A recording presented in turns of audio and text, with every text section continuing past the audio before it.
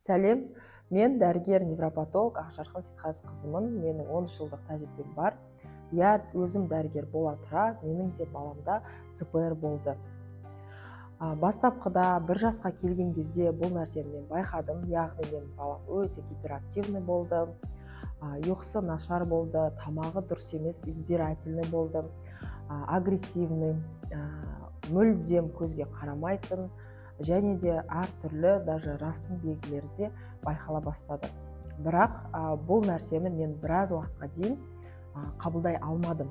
Яғни қалай мен дәрігер бола тұра, менің балам қалай ЗПР болады деген сияқты. Осылайша біраз уақытымызды біз жіберіп алдық. Қазіргі таңда Аллаға шүкір, менің балам өзінің қатарындағы балаларына қосылып кетті. Қазір сөйлейді, жазады, сызады, түсінеді. Алла бұйырса, келесі жылы мектепке дайындасам ба деп отырмын. Енді өзімнің баламды емдегеннен кейін, және де қазіргі таңда өзім невропатолог бола тұра, алдыма қаншама балалар келіп жатыр. ЗПР қазіргі таңда өте көп кездесіп жатыр. Яғни болашақта 2030 жылдары 80% балаларға дейін осылай дамуында тежеліс болады деп жоспарланып жатыр. Сондықтан бұл диагноздың емес, тежелістің алдын алу үшін сіздерге осы өзімнің өткен жолымды максимально бөлісуге тырысып жатырмын. Не үшін? Өйткені қазіргі таңда аналар өте қатты уайымдап, әртүрлі керек емес дүниелерді, мысалы баттарды қымбат-қымбат, немесе қан алдырып, кейбір аналар сүлік салдырып, кейбіреулері тағы да басқа да балаға керісінше зақым келтіріп жатыр. Сондықтан сіздерге пайдалы информативны мәліметтермен бөліскім келіп отыр. Яғни бүгінгі видеода мен сіздерге өз баламды қалай емдедім, соның этаптарын айтатын боламын. Яғни менің баламда ЗПР болды, мен оны бірінші кезекте қабылдадым. Яғни көп аналар менің балам қазір 5-ке толғанда сөйлеп кетеді, 3 жастан кейін сөйлеп кетеді деп біраз уақыттарын жіберіп жатыр. Сондықтан ең алдымен сіз балаңызды көріңіз.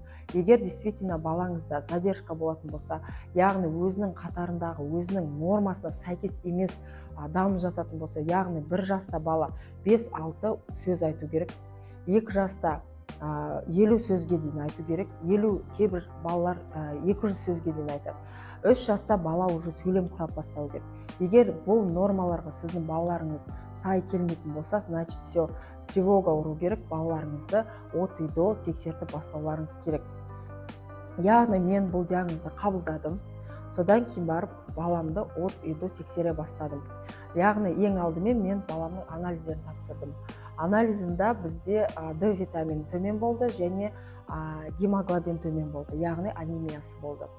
Өйткені дұрыс бала тамақтанбайтын, яғни күннің астында көп жүрмейтін.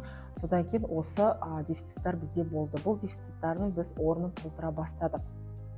Одан кейін келесі біз тамақтануды реттедік. Тамақтануды біз ГАПС диетасын қолдандық. Қазіргі таңда әсіресе дамуында тежелісі бар балаларға осы ГАПС диетасы тағайындалады. Одан кейін біз не істедік? Одан кейін ұйқысын реттедік. Қазіргі таңда көп балалардың ұйқы режимі дұрыс болып жатқан жоқ. Яғни түнгі 1-де, 2-де ұйықтайды кейбір балалар. Балалар сағат 10-ға дейін ұйықтап қалу керек. Не үшін? Өйткені түнгі уақытта біздің балаларымызға қажетті гормондар түнгі уақытта, оннан кейінгі уақытта бөлінеді.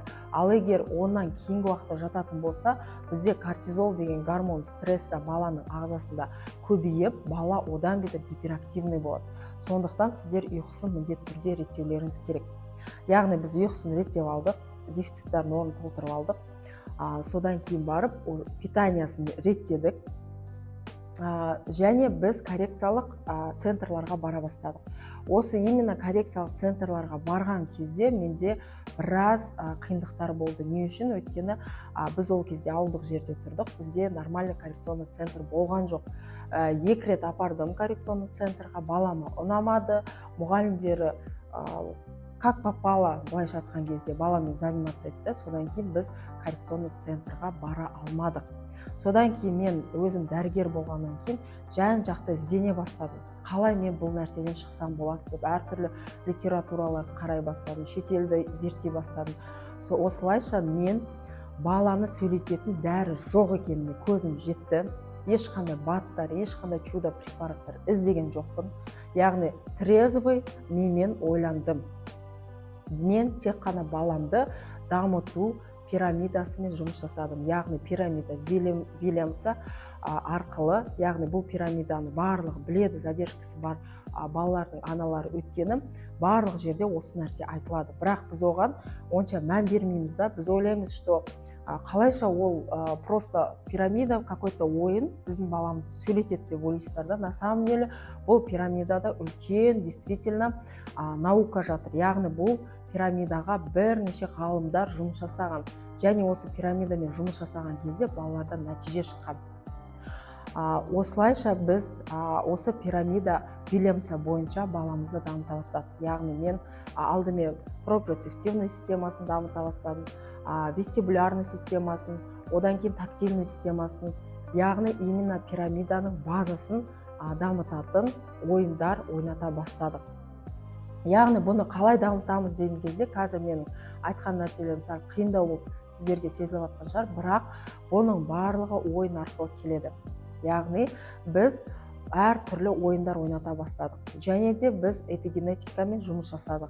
Яғни біз таза ауада көбірек жүре бастадық.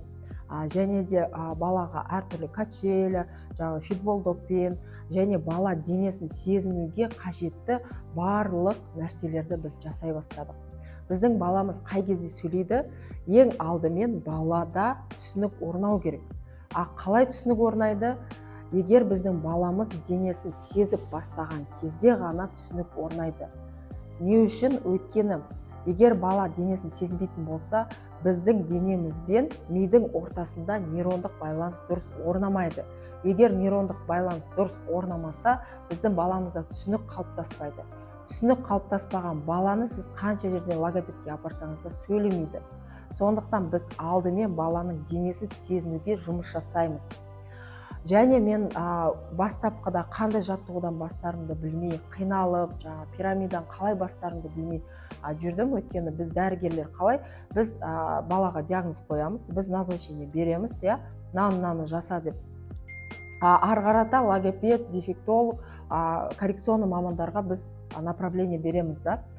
Но уже өзімнің баламен сталкиваться еткеннен кейін бұл каждый жаттығуды мен өзім баламен жасай бастадым. Және де қазіргі таңда Аллаға шүкір, жаңа видеоның басында айттым, балам аман есен, қазір өзінің қатарындағы балаларға жетіп қалды. Бірақ мен өзім баламнан результат көргеннен кейін, және алдыма келіп жатқан балалардан результат көргеннен кейін приемда қазір сіздерге арнап мен жаттығулар жинағын жасайын деп шештім. Өйткені бұл жаттығулар сіздердің балаларыңызға жүйелі түрде қай системаны, жаңа пирамида бойынша дедім ғой, пирамида бойынша қай системаны дамытуға арналғаны екенін от-үйдо осы жаттығуларда мен сіздермен бөлістім. Егер осы жаттығулар жинағын алғыңыз келетін болса, онда төмендегі сілтемеге өтіңіз де бүгіннен бастап балаңызды дамытып бастаңыз. Сіздерге сәттілік, сіздердің де балаларыңыз менің балам сияқты сөйлеп кетуін Алла Тағала нәсіп етсін. Қош сау болыңыздар. Пойдет. 7 минут.